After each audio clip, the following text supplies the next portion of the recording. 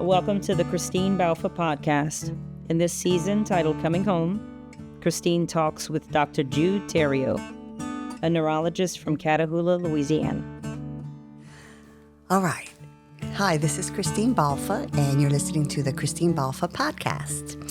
And with me today, excited to have a St. Martin Parish native, Dr. Jude Theriot. Hi, Jude. How you doing today? Hi. Good morning. Good to see you. Yeah, good to see you too. Tell us a little bit about what you do for your work. So I have at least 3 jobs, maybe 4, depending on how you count it. But my main job is I work as a neurologist in California from Catahoula through the magic of telehealth. Wow. I work at a community health center in Central California, which serves underserved areas of the communities there. And so that is one of the reasons that I'm allowed to telehealth in for work. There aren't a lot of neurologists out there. And so the wait time could be 6 to 8 months. For your clients? For my clients. Wow. And so I started doing that about 2 years ago, and it was a little bit of an adjustment to figure out how to make that experience serve my patients, also work for me. And what I realized is that I can't do everything, through a video interface, right? But I can do a lot. Yeah. And so that's what I was doing all week. I have 3 clinic days a week, and I work with a medical assistant who's there. She checks the patients in, and then she helps me examine them. And so I see people with seizures and dementia and Parkinson's and stroke and that kind of thing. So she's there in person with them? She's there. So the patients will show up at a clinic. At the clinic. Yeah. They will get their vitals checked. Nice. She also serves as my interpreter because about half of them don't speak English. So that's another level of complexity. It's also another barrier to accessing healthcare. For them, sure. Probably, right? And so she is my interpreter. She's my cultural interface. And I've taught her, different examination techniques. She can check reflexes with a hammer. We can, see how a person walks and moves. And so we can do a lot. That's amazing to me. Modern technology of what you can do for patients. You could do that for anywhere, right? It happens to be California from Catahoula. Right. I find that to be so interesting. Well, I really wanted to have you a part of this series that I'm doing about people who are originally from this area and then moved away and decided to come back home. I got the opportunity to meet you. Recently we had lunch, and I just was fascinated by your story. And so I'm very pleased that you wanted to come to chat about that. But I'd like to hear about your upbringing. You're originally from Catahoula? From Catahoula, yeah. And how did you become a neurosurgeon, and how did all that come about? So I grew up in Catahoula, went to Catahoula Elementary School, public school. I went to a public boarding school for high school at the Louisiana School for Math, Science, and Arts in Natchitoches. In Natchitoches, I saw that. I wasn't sure exactly where that school was. Is it still there? It's still there, yeah, going strong. And from there, I went to college in Houston and then medical school in California. I did a neurology residency in Atlanta, returned to Houston and worked there for 10 years in brain injury and stroke rehabilitation. Moved back to California, and then that was the moment where I the road diverged, and I had 2 options, and one was to, stay in California, which is a beautiful place, and the weather is unbeatable, and not without its issues, as we've seen recently with the fires. But I had moved out there with my partner, who we had been in a relationship for 14 years. I found myself out of the relationship living by myself. Rent is crazy expensive out there. And then the pandemic hit. And so it was Christmas, I guess 2020, Christmas Day, alone, no family. And it was just a turning point for me, and it made me question what it is that I really wanted to do with the rest of my life, and started kind of thinking about what it would look like to move back to Catahoula. Yeah, that's a huge transition, I would think, from Catahoula's. For people that don't know Catahoula, tell us about Catahoula. It's not a very big community. It's not a very big community. It is maybe about 1,000 people. Mm-hmm.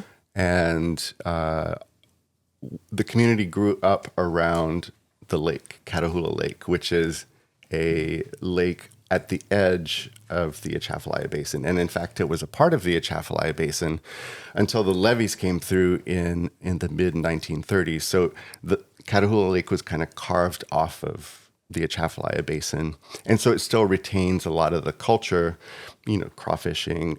When I was growing up, the Mr. Bork across the street you would see his raccoon furs hanging from his shed, nutria pelts. Definitely a community that lived off the land. Very close to the land. My grandfather was a moss picker, a fisherman, crawfisherman, utilizing the resources of the basin and living in harmony with it. And so that was the culture I grew up with. My dad was a sugarcane farmer, as was his father, and always had a garden in the front yard. And in fact, I am living next door to the house that I grew up in. And there's a garden. When I step out my front door, my dad still maintains a vegetable garden. So your father is still alive and living next door My to mother you? and father are still alive and That's doing awesome. well, and I live next door to them. Yeah. That's wonderful. Wow. So the transition of moving back, when something happens in life, I just interviewed another person in this series, Kay Janson. She's a visual artist, and she found herself missing home. And that was after, for her, it was 9/11. That was a life-changing moment for her. And it feels like when things happen and you're away from home, that sense of family and community brought you back. Mm-hmm. Because when you feel like, oh my gosh, what am I doing by myself out here? It was a clarifying moment. Another moment like that for me was Katrina. And when that happens, you are suddenly blessed with this clarity about what really matters. And so it was a similar situation with the pandemic. Another factor that played into it was I realized that one thing that I wanted to do with my life and one of my passions is writing. And I remember listening to an interview with Barry Lopez, who's a writer. In fact, the interview was airing because he had recently passed away. And this was someone who had traveled to Alaska and lived with the wolves and written about that. And he talked about the freedom of living the life of a writer and being able to go anywhere. And I remember thinking, if I could go anywhere, where would I go?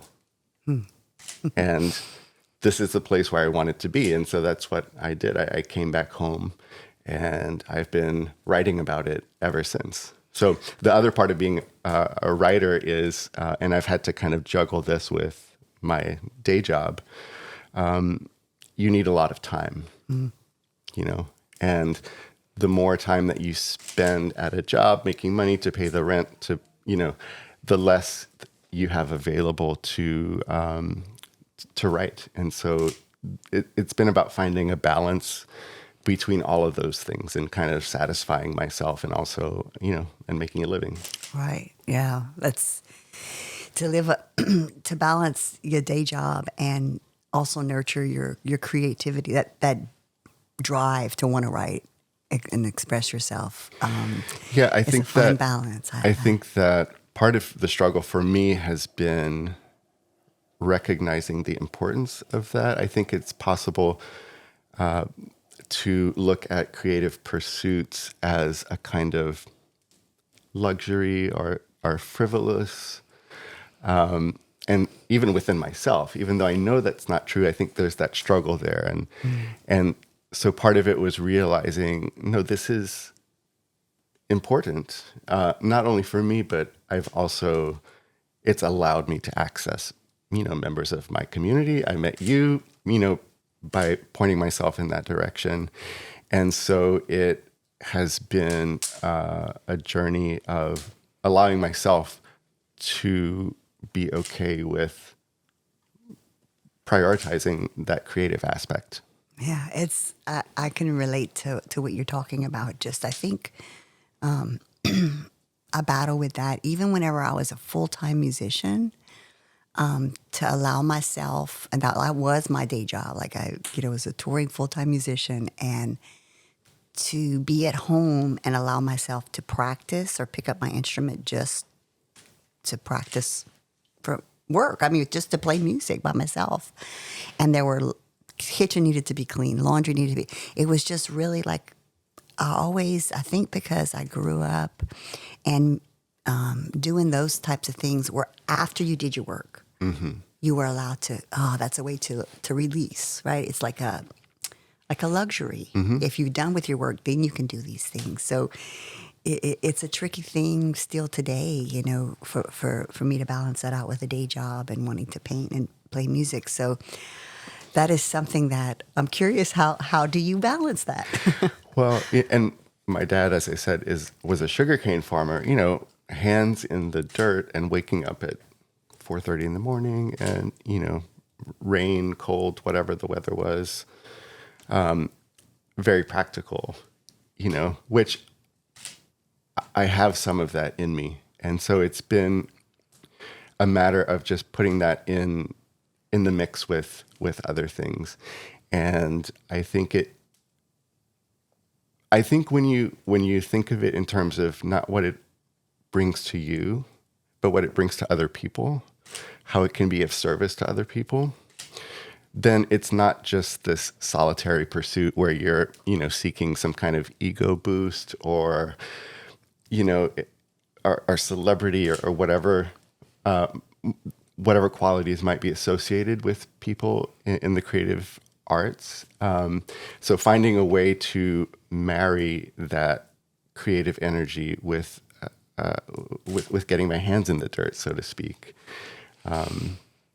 Yeah. And I think what I've realized since coming back is the importance of embedding your creativity in a community, right? Where we're chronically online today. And that is a nightmare, Right. as we're realizing. And keeping it embedded in the community keeps it real, keeps it, keeps it authentic, I think. And so I think that's what has allowed me to be okay with, spending, this weekend I'm gonna write for 12 hours, Right. when I could be doing any number of things. And seeing it in balance like that, I think, gives me the permission to do that. That's a beautiful way to express that. I can relate to what you're saying as well too, because of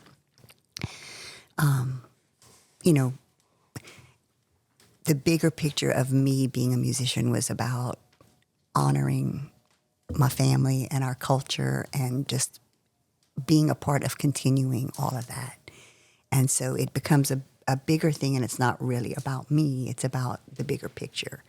And I get to do it, and I just feel blessed that I get to do it, right? And so whenever I can remember what you're talking about, it helps you to do that, to create this. But I wonder why we feel like we have to justify that. That's a good question. And if we didn't have a community like we do, a lot of people in the world don't still have a thriving community that is so connected, But like we have in this But area. I've gotten so much feedback from people who appreciate so much what I do, and I'm sure you hear the same feedback as well. Thank you so much for doing this. So it's hard to pin it on this, social, I don't know, prejudice against being creative. Maybe it's more of an internal thing for me. I don't know. How has that changed for you over your life? Well, it's still a battle I have, It's still something that I have a conflict with, because there's part of you that is like, let's get some shit done, and if you're doing practice of music, you can do that for hours. Or let's say you're working on as a visual artist working on a painting or a sketch, and you do so much prepping work for that. At the end of the day, you may not have this to show for it, right? Like this, but all that is so important to do that. And I think social media, as beautiful as it is, and all the technology we have, it enables you to do the job, your day job, and serve people, and that's such a beautiful thing. But it also sometimes I see, and people see artists, or they see people, the final product of something. And it looks like they just whip it out, right? But they don't show you the hours and thousands of hours of the work that it takes to do that. Yeah. And social media, not to knock social media, because it's allowed me to build a network of people. I remember when I first realized the power of social media back maybe 2012.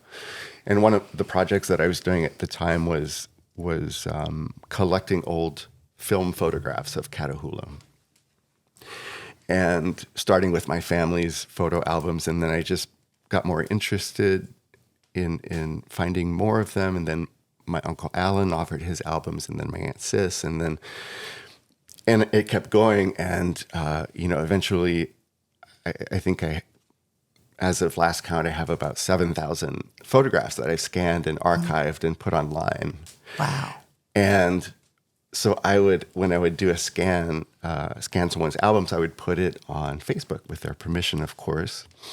And then people would recognize it's their grandfather. They've never seen that photograph of him, or their brother who passed away. And there's this photograph of him that they didn't know existed and would not have known they existed, but for social media pulling it all together. Right. So there is That a is great so value powerful. in it, and it is here to stay. I mean, I don't think there's any going back, but I think maybe what people are increasingly recognizing is that it has to be, your lives need to be grounded in something more substantial or concrete, because you can be swept up in all manner of, conspiracy theories and just the craziness that's out there.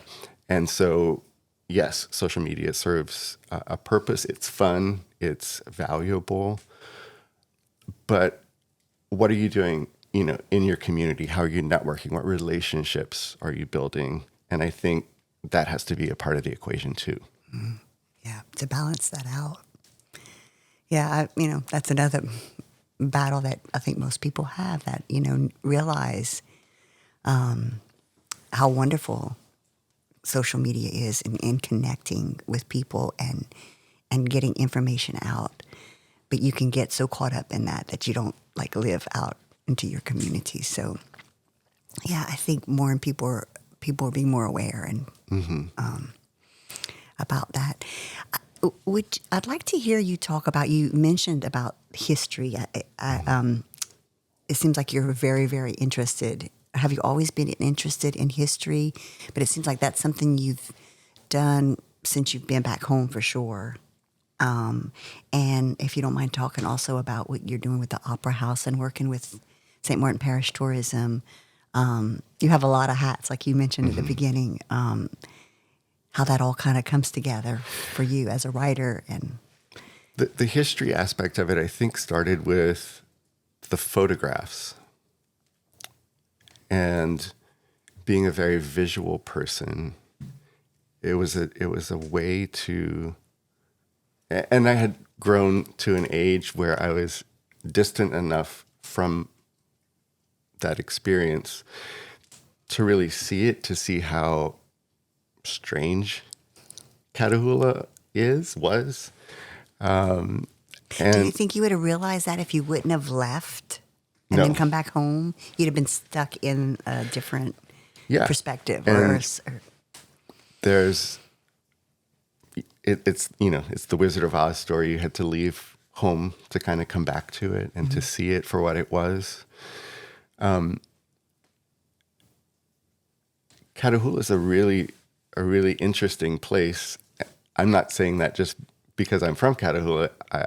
The photographs that I've put online are interesting to people around the world.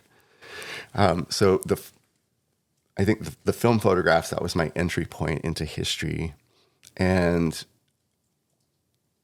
I think the other thing that came along with that is as I would make discoveries, there was an old timber bridge in Catahoula. I don't know if you remember it.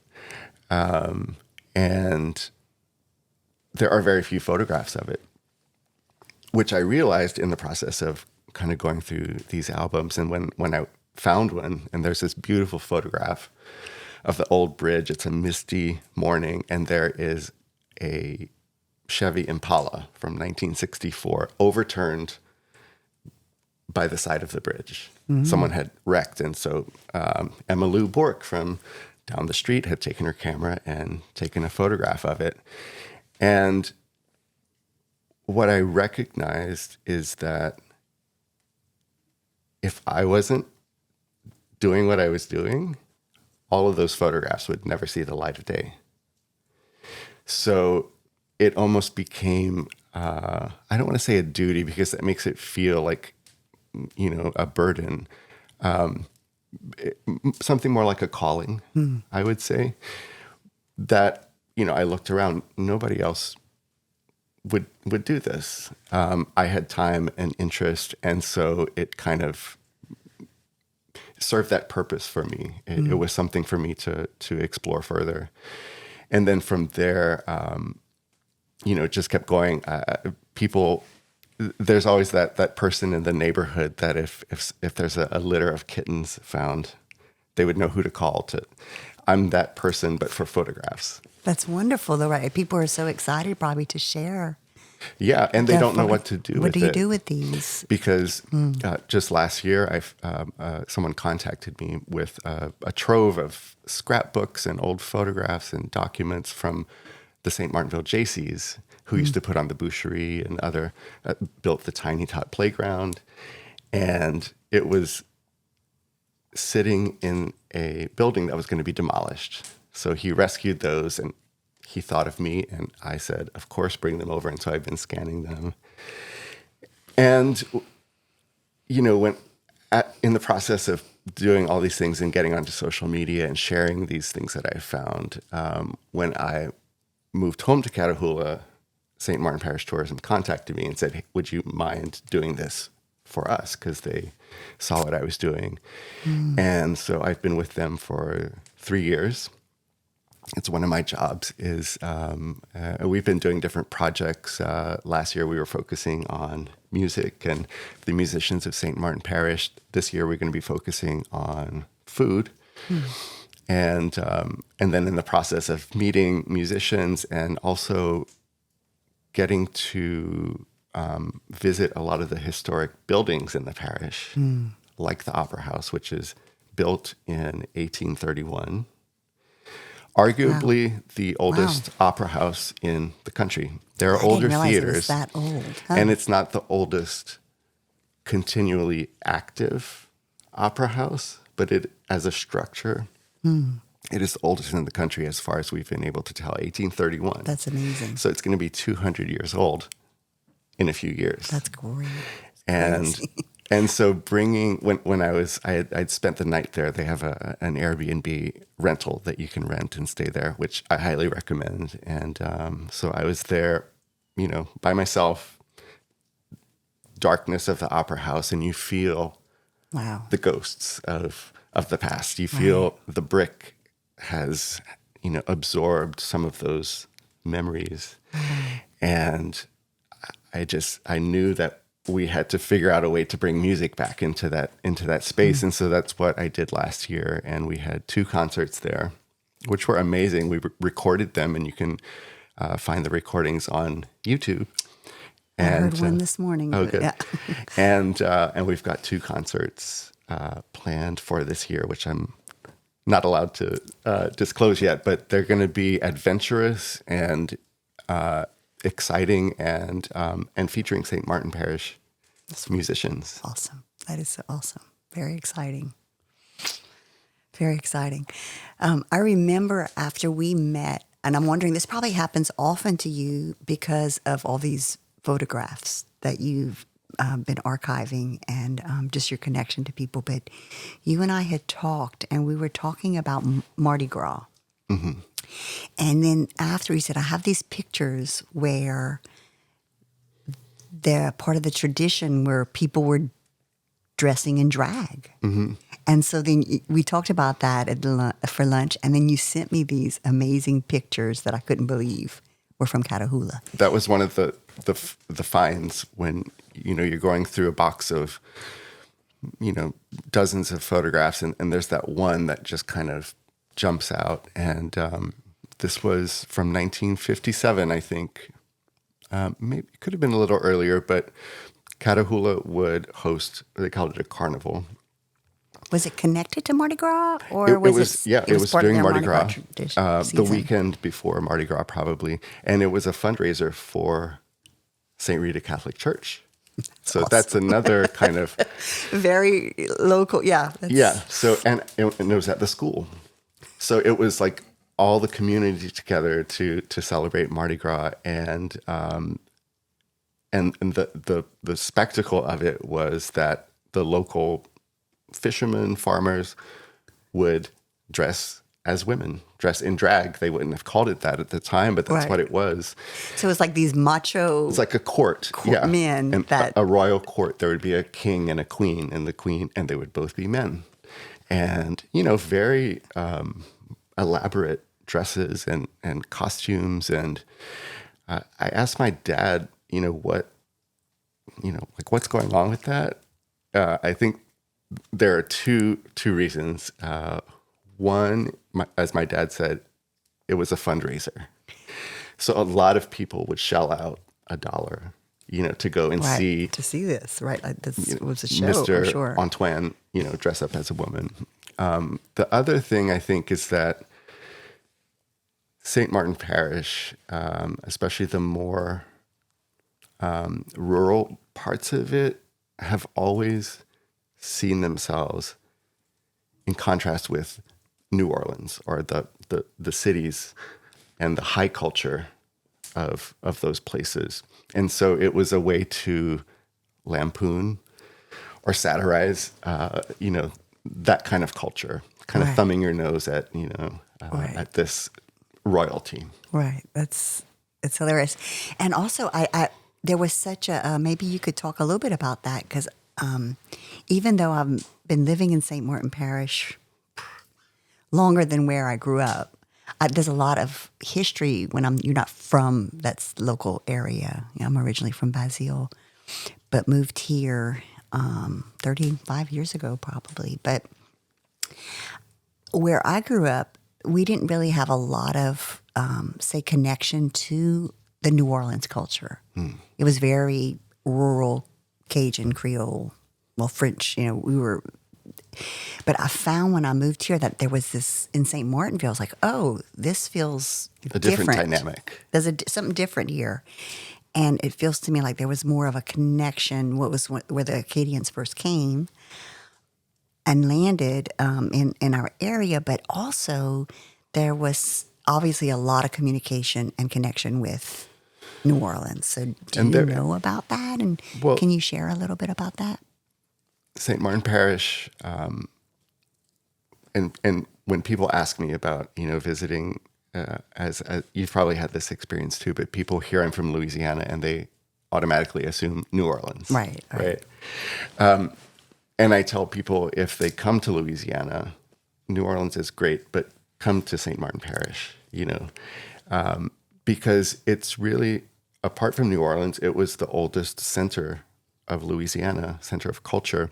And in fact, between the Bayou Teche, which runs through St. Martin Parish, and the Mississippi, which runs through Baton Rouge and New Orleans, is the Atchafalaya Basin. And before the levees were there, there was a direct connection through Bayou Plaquemine, which went across the basin into St. Martin Parish, or you could come, up through Morgan City that way as well. So there was a physical connection between those communities. And you also had a lot of people moving in between them. And St. Martinville in particular had this dynamic of the upper, Creole culture, French speaking, but, the good French, as they say. And then the Acadians, which were kind of second tier with a different French, a less respectable French. And so that dynamic was present in this area as well. So do you think that that's still part of the energy here in St. Martin Parish? Well, interestingly, over time, a lot of the history of St. Martinville has preserved, the Acadian legacy, while the other aspects maybe have not received as much interest. And the Acadian story is a very rich history, very interesting, and people are very proactive about, there's the Acadian Memorial in St. Martinville, a very active society that supports it. But the class kind of dynamic, I think, is still there. I can feel it. And being from Catahoula, which is, my dad grew up barefoot and hunting squirrels, so in I the bayou. would take it he probably wasn't part of the upper class. He was not a part of the upper class. Right. And took great pride in that, right. as do I. And I went to school barefoot, until probably 1981. There's a photograph of me first day of school. On the back of the bike seat, my brother is at the handlebars, and we're barefoot going to school. So I think the same dynamic is there. It maybe falls along different lines, but I don't know if that's so much true in more rural parts of the parish. Have you felt that? I felt that in St. Martinville. I think, I knew something felt different than any of the other area here. And it maybe is that connection to that higher, like a separation rather than. Well, and it was called, Le Petit Paris. Right. So it. I mean, it's so beautiful. If you go to downtown St. Martinville, if you haven't been there, you should definitely go see that, because it does have a different feel. Yeah. You say that. Do you know how it got named, the Petit Paris?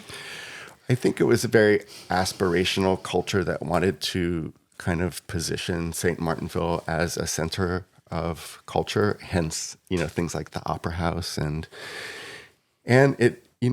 That's where the history of the state begins, as much as it does in New Orleans, going back to the middle of the 18th century.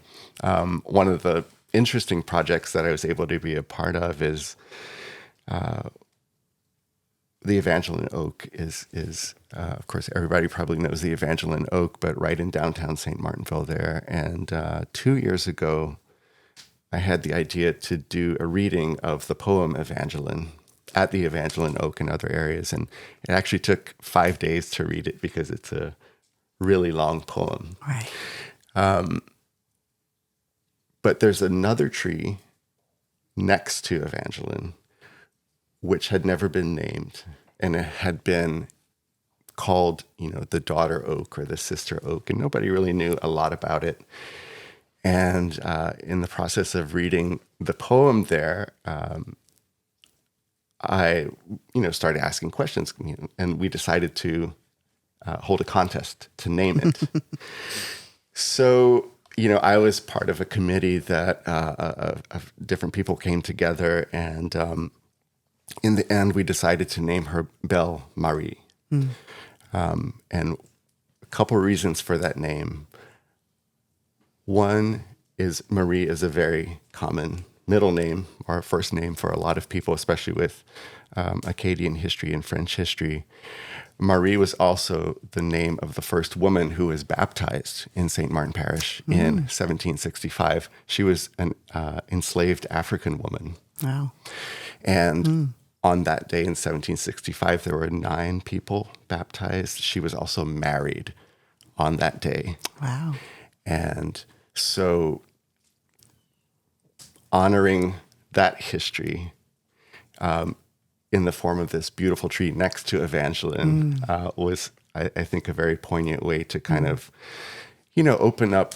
There are so many stories that we know well, and there are a lot of stories that we haven't heard yet. And so, as my friend Peter Patu says, the thing about Louisiana is there's always another secret or another surprise, and there's another layer, and you can keep pulling back, and there's another story there. So it's a very rich place to be a creative person, and also to,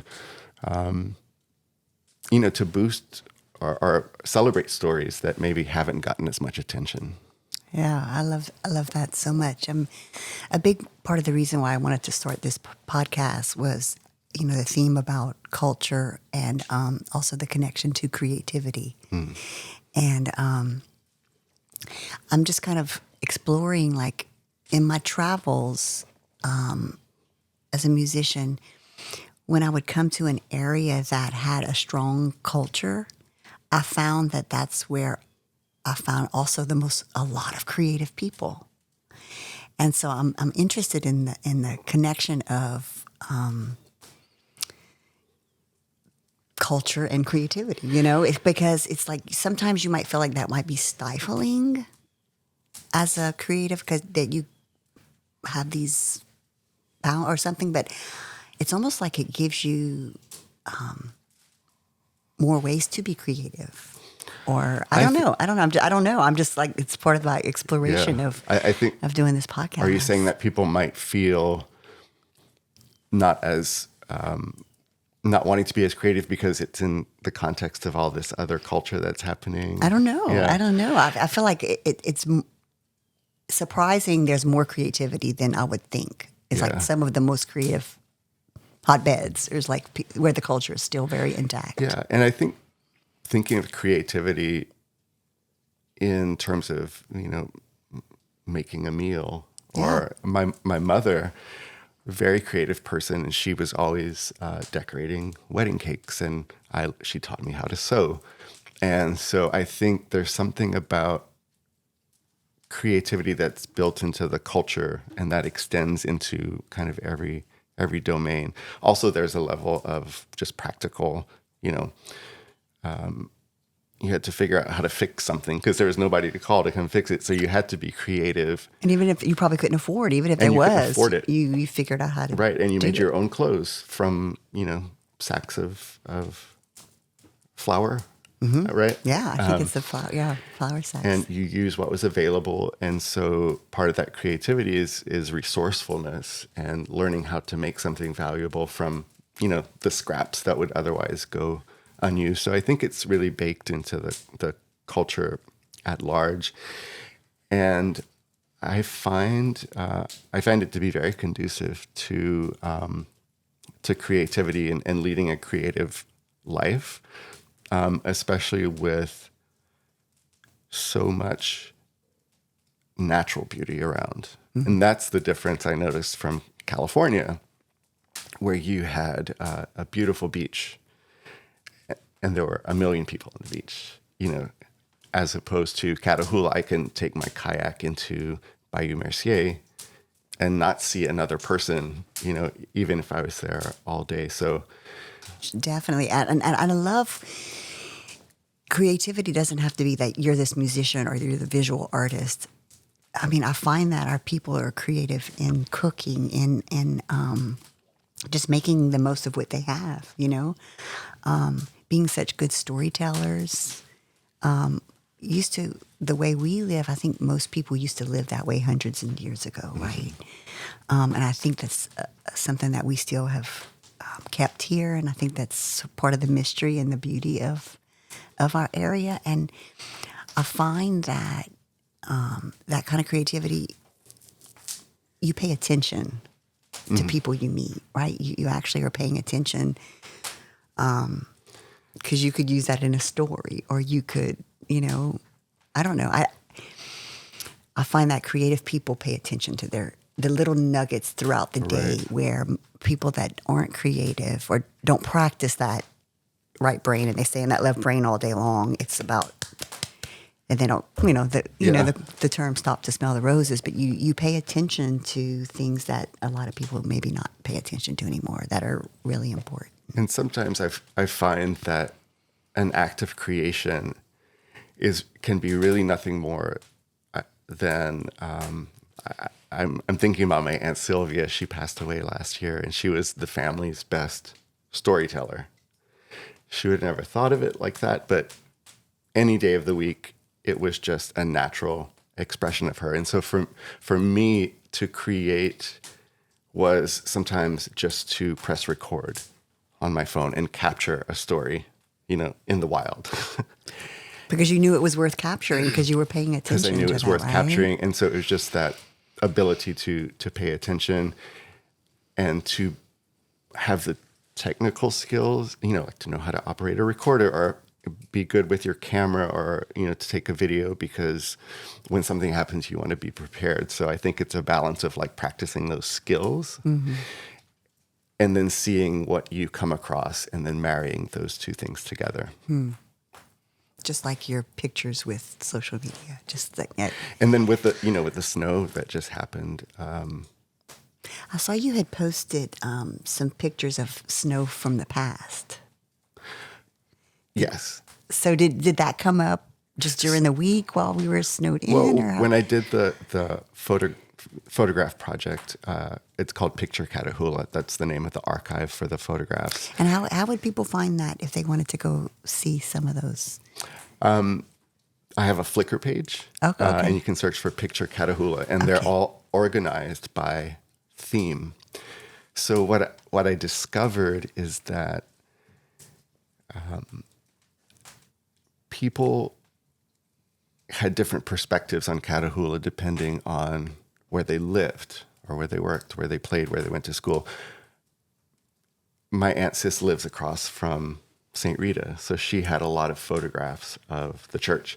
Someone who lived on the lake would have photographs of the lake. Someone who lived by the park would have photographs of the park. And by bringing all these perspectives together, you could recreate a sense of what Catahoula must have been like. And so you would see these recurring themes. Kids dressed for communion holding the big, tall, white candles. I don't know if that was a tradition for you, in their white clothes. And you would recognize these patterns. And so I would group them with tags. I would tag all the photographs. This is a communion. This is a birthday photograph. This is a wedding photograph. And then I was able to organize them by topic and make, folders for each of those things. And so one of the things that would come up would be snow pictures, because that was an occasion where people would, this was back when not everybody had a camera in their back pocket. It was expensive in a sense to buy film and have them processed. So you didn't take a lot of photographs, and you waited for that special day, an event, a birthday, a wedding, a snow day. And so over the years, probably about maybe during the time between 1930 and 1980, which was the time period I was focused on, there were about 4 good snow days. And so pulling all those together, it was cool to see, this intersection of Catahoula and snow, which is such an unusual combination. But then it also made me ready for when the snow came. I was like, I want to take a photograph of the church. I want to do this, because it was in recreate. Conversation with my Aunt Sis's photograph of St. Rita during the snowfall of 1973. Right. So it gave you some some subjects to go. It gave me a direction this to week point my camera. Yeah. Very interesting. I'd like to talk a little bit more about how Jude Theriot from Catahoula became a neurosurgeon. So To me, we've been talking about your interest in history, but to me that is really fascinating and interesting. and I will say neurologist, not neurosurgeon. Neurologist. I don't Okay. do any surgery or cutting. Okay. I was not the kind of person who always knew that he wanted to be a doctor. In fact, I had almost graduated from college before I made that decision. And What did you study for your bachelor's? I studied linguistics. So I've always been interested in language. I think that continues to be an interest in terms of writing. I think looking back, I wish I could say I wanted to be a doctor to help people, or I don't know. I don't want to paint myself as in that way. But I think it was a way of postponing a decision to actually figure out what I wanted to do. Just like to stay in college, like to keep studying. To continue college and then have 4 years I totally understand. medical school. You know what to do for the next 4 years. Yeah, and then 4 years of residency and then 2 years of fellowship. So it was a 10-year training, a decade of life. Now that I've gone through it, I can say I continue to do it because I do want to be of service to people. And it has been a way for me to learn to get outside of myself. People with neurologic diseases, brain injury, stroke, dementia, multiple sclerosis, these are things nobody wants, and compounded by mental illness, compounded by poverty. It can be heavy. I bet. But it's also, I would not give that up because I think living a life where you remain closed off to the reality of what people's lives are like, it's so easy to kind of stay within your comfort zone and your silo. Sure. And so reaching out to people, I've seen every kind of person that there is,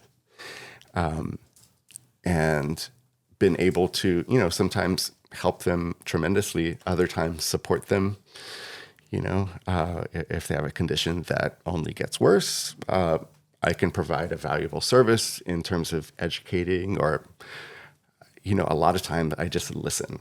I've become very good at listening and becoming patient, which were things that did not come naturally to me. So I think if I had not become a neurologist, I might have continued to, I wouldn't have opened up in the way that I think I have.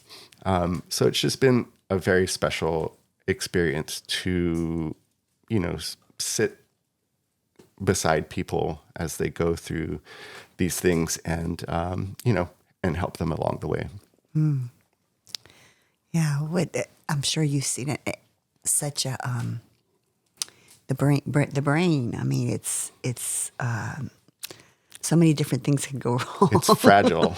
Right? So many Wear things. a helmet. Right? It's and it can happen to me. It can happen to you tomorrow. We could have a brain injury that's irreversible, and so it really gives you pause to reflect on the fragility of our experience, the importance of building a support system in advance of when you will need it, and also, just some. I think the reason I went into neurology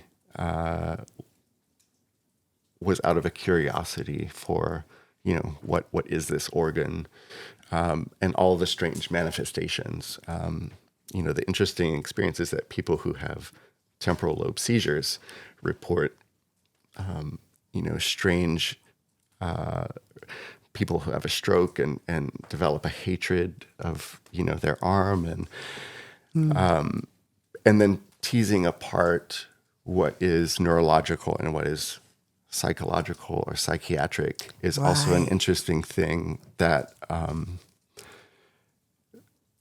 the short answer to the question is there's no real dividing line between them. And we have neurologists and we have psychiatrists because we need people to have jobs that have certain territories to do things. But the reality is that the brain kind of goes across all of those different fields, and people can get caught between the cracks if it doesn't fit exactly. And so I've seen a lot of people who, for lack of an accurate diagnosis, have lived with seizures for decades and been considered mentally ill and been stigmatized for that. And and one of what the telehealth arrangement has actually cultivated for me, because I can't, reach through the video and examine somebody. I have to use my words. I have to use my ears. So it's allowed me to develop that skill of listening to people. And that's where the diagnosis comes. Listening to the story of, how did this start? How does it feel for you? What are other people seeing? And spending a lot of time there. And then you order the tests or whatever, but it really comes from listening to people share their story. So it's not what I would have thought it was at the beginning of, how could anybody possibly know that at the age of 20? But I think I did become a doctor because I didn't know what I wanted to do. It seemed like a noble thing to do.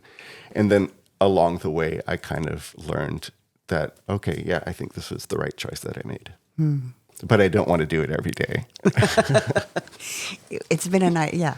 You don't want to do it every day. You want to have room for your I can't writing. do it every day. Right. Well, I bet it is fulfilling from the way you're speaking about it, but I bet it is really exhausting too, to be in that space. Emotionally exhausting. Right. But then also, it's happening in Spanish and English, so you're navigating that. You have a time constraint, but you don't want people to feel like you're cutting them off. So you're balancing all those things. So at the end of, an 8-hour day, I'm completely drained as an introvert. Right. And people tell me, I've had a couple of comments from patients saying, I appreciate how extroverted you are. And I think, if you'd only know. If you only knew, this is not an act, but it's not natural for me. And it's a performance in a way, and it's an authentic performance, hopefully. But it is a challenge for all of those reasons. And also, I worked in corporate medicine. Now I work this is a nonprofit that I work for, a community health center.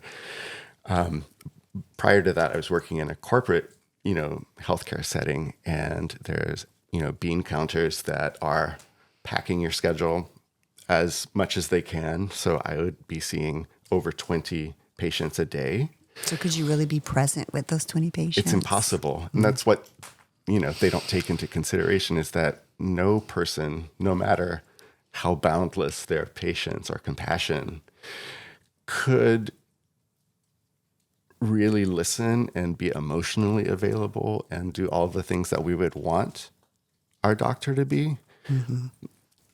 It's impossible. And so I find that, 3 days a week and, that last patient of the day, I'm cranky. I don't really care as much as I did on the, the first patient of the first day of the week.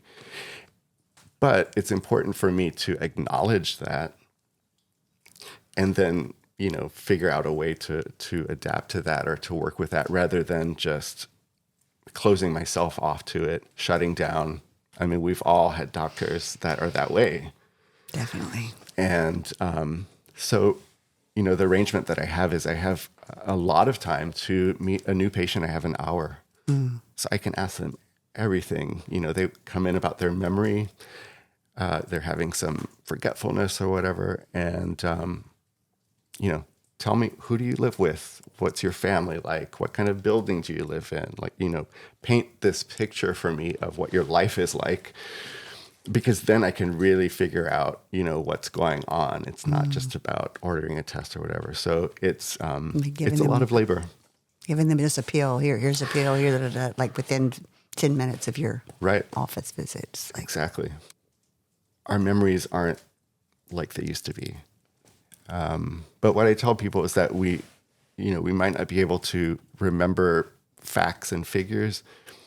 In exchange for that, we develop a sense of the larger picture, I think. So that's important to keep in mind if you are noticing, like, I just can't hold on to things, or instead of beating yourself up about that, because that's really something that 20-year-olds and 30-year-olds can do well. But instead of beating yourself up about that, just think about all the larger connections that you've made. And, you see how things relate to each other. You understand people better. So I just start by saying that. But I think probably an easy thing to do for brain health is wear your seatbelt, wear a helmet. Stay physically active. We think of memory as something that lives in the brain, but it's really something that is a feature of our whole body as we interact with an environment. So think about memory happening at that level. And movement is part of that. So, give yourself a diet of different environments. Go to different places. Change of scenery is good. If you're in the same place over and over, the same routine, it can be very stultifying. And so the brain loves a rich diet of novelty. Having conversations like we're doing right now is good for the brain. We're very social animals. And our brains devote a lot of real estate to social exchanges. And so one way to keep your brain healthy is by having those conversations, but also by, so you got that down. I love that. But also, I love visiting with people. But also by visiting and having those exchanges, you're knitting a network together. And we are all going to be disabled at some point in our lives. Some of us may have the blessing of going quickly, hopefully at a ripe age. But for most of us, we're going to be disabled at some point. We're going to rely on the help of someone else for things that we can no longer do. So building that network, not because it's only self-serving, but I think because I think it's healthy. That's going to serve you well. Getting your blood pressure down if you have high blood pressure, controlling your diabetes if you have diabetes, cholesterol, stop smoking. I think those would be the big ones. Makes sense. I like having that information. I would also like to know, like, when you want to have fun, if you're like just out and about since you've been back home, where are some of the places that you like to go? What do you like to do around our area? I like to get in a kayak by myself and see what is the most remote place that I can find. I'll go to, do you know where Sherburne is? I don't. Where is that? You know where the Whiskey Bay exit is off of I-10. So there's only one place you can go when you exit, that it curves around, goes up into a wildlife management area called Sherburne. It's actually, which I didn't realize until I started working for St. Martin Parish and learning about the parish as a unit. It's actually, when you look on a map, it's the uppermost, it's the northeastern, it's like a tiny panhandle of the parish. That's a wildlife management area. I had no idea. People have camps back there. It's along the Catahoula River. It's actually the only part of St. Martin Parish on the eastern side, I think, of the Catahoula. And there are landings there and bayous, a lot of native bayous. So that's what I look out for. There's the Catahoula Basin today is a hybrid of man-made and native bayous. And over time, the native bayous are disappearing. They're filling up with silt. And the only things that are remaining open are the canals that we've cut through, the pipeline canals, the levee barrow canals. And so if you look for the native bayous, Bayou des Glaises, Bayou des Ours, you can go out there, no sound of cars or traffic. The only thing you might hear is if a plane goes overhead and you're out there by yourself. I let somebody know where I'm going in case of an emergency, because sometimes your phone doesn't, your cell phone range is limited there. And when I'm out there and, the yellow lotuses are in bloom all around you and woodpeckers are, laughing through the trees. And, you can almost imagine what it would have been like to be in that, that original swampland. So that for me is, if there's a day or I have a free couple of hours, that's where I'm going to be in a kayak. And I think kayak is probably the best way to do that. It's quiet. I can pick it up with one hand if I need to. I can put it in the back of my truck and just drive somewhere, drive up the levee and any number of landings. There's one north of Pat's called West Dixie. That's really great. And you have the basin to yourself. So it's probably my favorite thing to do. That's awesome. So if people want to find you as a neurologist or as a historian, your work with St. Martin Parish, how can people find you if they wanted to connect with you on all these numerous things that you do? So my website is a good place where I present a lot of my photographs, and my contact information is there. It's called Peaceful Habits, habits with an S.com. If you're on Facebook, you can go to Visit St. Martin Parish. That's the Facebook page for St. Martin Parish Tourism. And I will post videos and articles there. And I think that should cover it. From my website, you can contact me in other ways. Okay. Is there anything, I've enjoyed so much our visit today. Is there anything else you'd like to say before we close out today? I guess a question for you is, I know you've done a day of recording before this one. Can you tell me something that you've learned? With you set out to do this podcast, as you mentioned before, with the probably several different goals in mind, but what's something that you've learned just in the process of doing this? Well, I've always wanted to do a podcast, and I always have like other little ideas of things I want to do. And this came together so easily and so effortlessly that it feels like, part of me says, I should have done this a long time ago whenever I had the first idea. But that when something's meant to be, it's just meant to be, and it falls into place easily. It clicks. And so that's something that's that I learned. You've got a sign that you're heading in the right direction. Yeah, I guess I'm doing the right thing. There you go. It's something that brings me so much joy to visit with people and get to know them. When I meet somebody that's interesting and I have in mind, oh God, I'd like to spend more time with this person and get to know them,